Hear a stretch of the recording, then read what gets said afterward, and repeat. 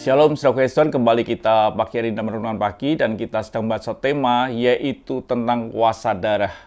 Dan pagi ini kita akan melihat betapa dahsyatnya kuasa darah itu. Dikatakan atau kisah ini terjadi ketika bangsa Israel setelah dijadikan tawanan atau budak bertahun-tahun, beratus tahun di Mesir, dan Tuhan mendengar jeritan bangsa Israel dan Tuhan ingin membebaskan bangsa Israel keluar dari Mesir. Apa yang terjadi setelah tulah demi tulah yang terjadi sampai tulah yang terakhir, dan Tuhan berkata ingin memusnahkan akan anak sulung daripada orang Mesir.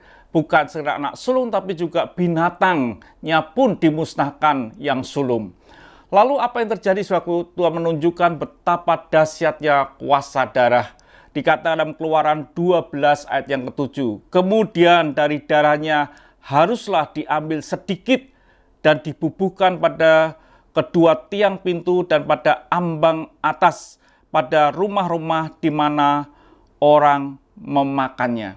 Ini yang terjadi, di mana Tuhan mengadakan suatu perjanjian akan darah di ambang pintu kiri kanan dan atasnya. Dan yang teroles pasti tidak akan mengalami kebinasaan. Ini dahsyatnya. Tuhan tidak bicara tentang apa yang terjadi di dalam, tapi Tuhan akan melihat apa yang tertera atau apa yang teroles di ambang pintu.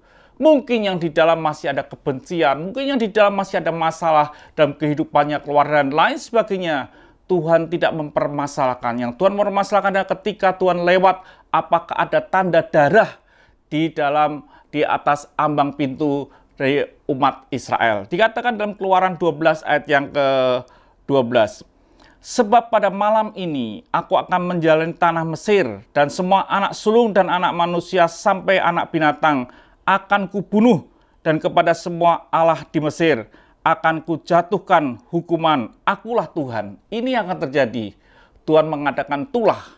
Dan di ayat yang ke-13 lebih jelas dikatakan, dan darah itu menjadi tanda bagimu pada rumah-rumah di mana kamu tinggal. Apabila aku melihat darah itu, maka aku akan melewat daripada kamu. Jadi tidak akan ada tulah kemusnahan di tengah-tengah kaum, di tengah-tengah kamu, apabila aku menghukum tanah Mesir. Yang Tuhan lihat adalah darah yang di ambang pintu. Tanda itulah yang Tuhan lihat. Tuhan tidak melihat isi daripada rumah itu, tapi Tuhan melihat tanda itu. Betapa dahsyatnya kuasa darah. Kuasa darah itu menyelamatkan bangsa Israel dari tulah.